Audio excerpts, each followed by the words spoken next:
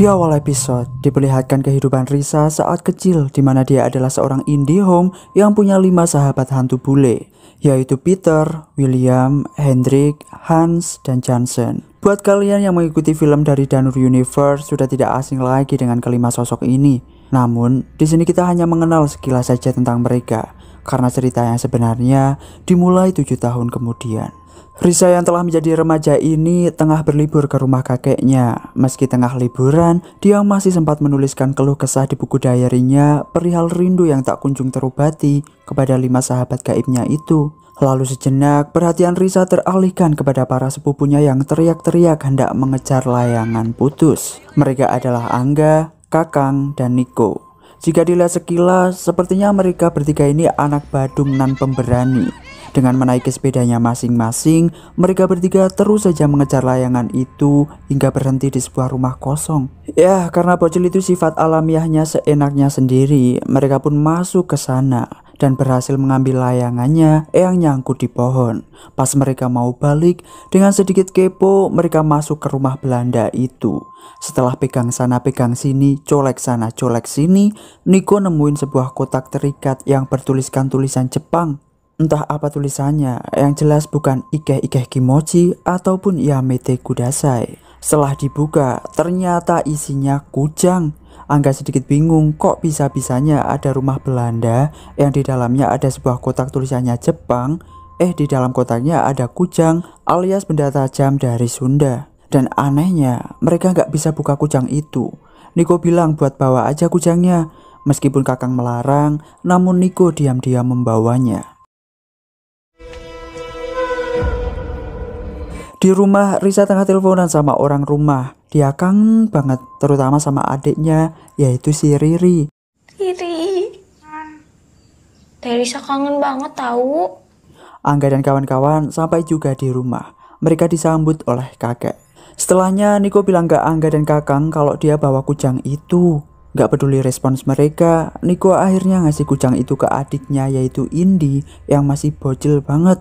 Suruh nyimpen kujangnya di balik TV. Disimpenlah sama si Indi.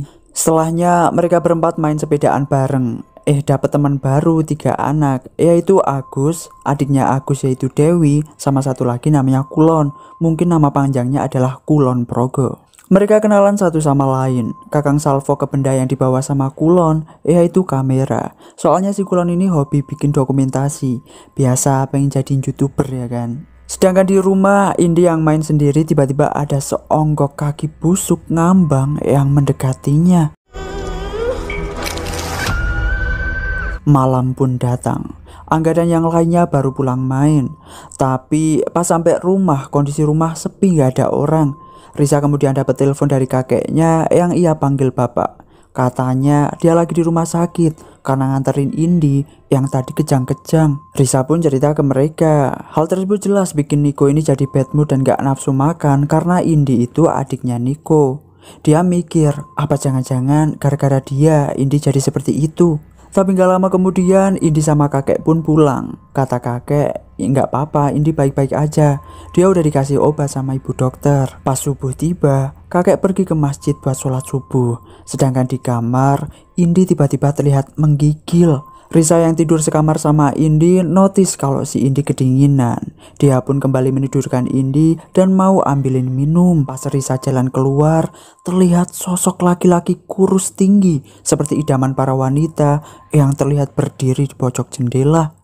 Tak lama setelahnya, tiba-tiba TV nyala sendiri, lalu terpancar di kaca TV sosok tinggi tadi. Namun, ya Risa mencoba cuek biar gak takut-takut amat ya kan. Tapi justru, sosok itu makin ngelunjak. Dia jambak rambut Risa yang terurai. Risa ngerasa ada yang gak beres, dia pun nangis kejer dan memberanikan diri balik badan. Sungguh sosok mengerikan yang mungkin tak pernah Risa lupakan. Esok harinya setelah kakek pergi lagi ke rumah sakit sama Indi, Risa tanya ke anak-anak yang lain benda apa yang mereka bawa dari luar. Seolah punya insting, Risa tahu bahwa benda tersebut disimpan di balik TV.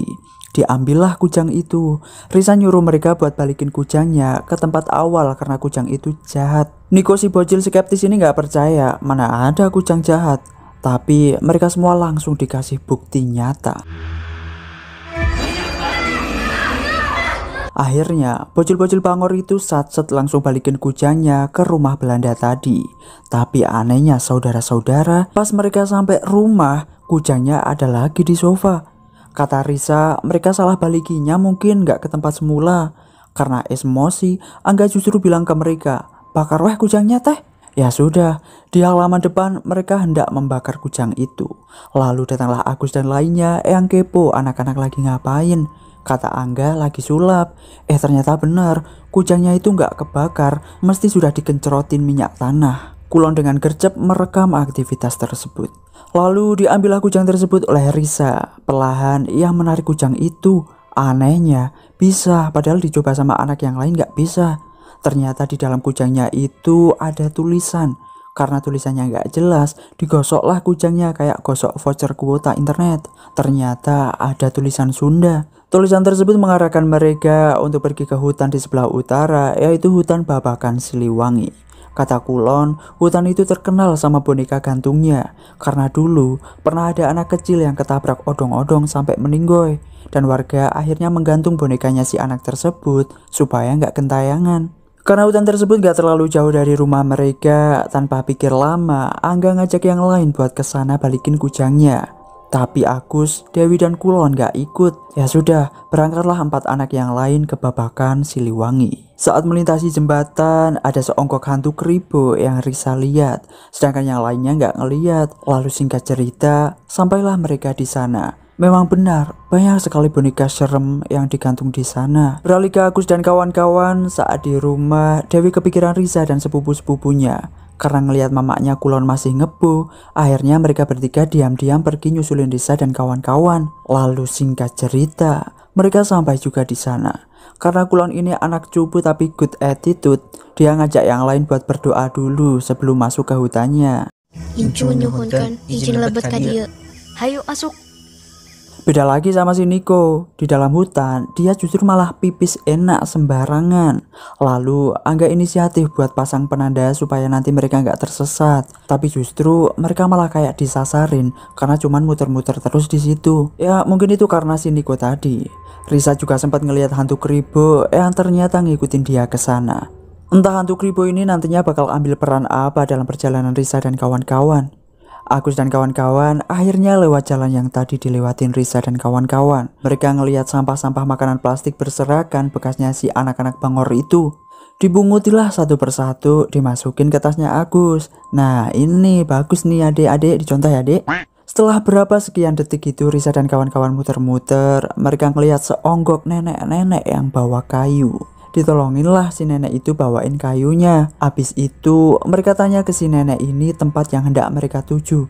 Kata si nenek, alah sia boy, jangan kesana atuh, bahaya cenah. Tapi si Niko yang pengen Indi cepet sembuh gak peduli kalau tempatnya angker, soalnya dia hafal ayat kursi katanya. Ya sudah, dikasih tunjuklah sama si nenek.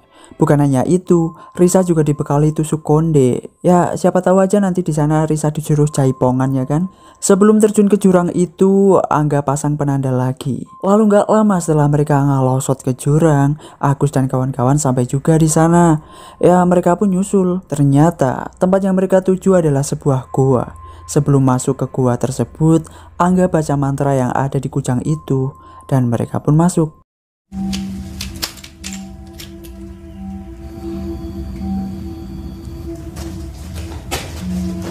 Setelah berlarian ke sana kemari dan tertawa, mereka nemu juga sebuah batu yang sepertinya memang itu tempatnya si kujang. Ditaruhlah kujang tersebut oleh si Niko. Pas Risa dan yang lain mau balik, si Niko diem baik kayak patung gitu di sana. Entah apa yang tengah merasuki si Niko. Hari semakin sore, Agus dan kawan-kawan dengar jejeritan mereka yang manggil-manggil Niko dari arah gua. Ternyata Niko tengah atraksi. Sosok yang ada dalam diri Niko pengen Niko tinggal di sana. Sekuat tenaga mereka menarik celana Niko, maksudnya menarik kaki Niko, dan akhirnya berhasil. Namun saudara-saudara, di scene akhir, Risa ngelihat ada seonggok laki-laki kurus tinggi ideal persis idaman para wanita yang terlihat menyeramkan di sudut gua.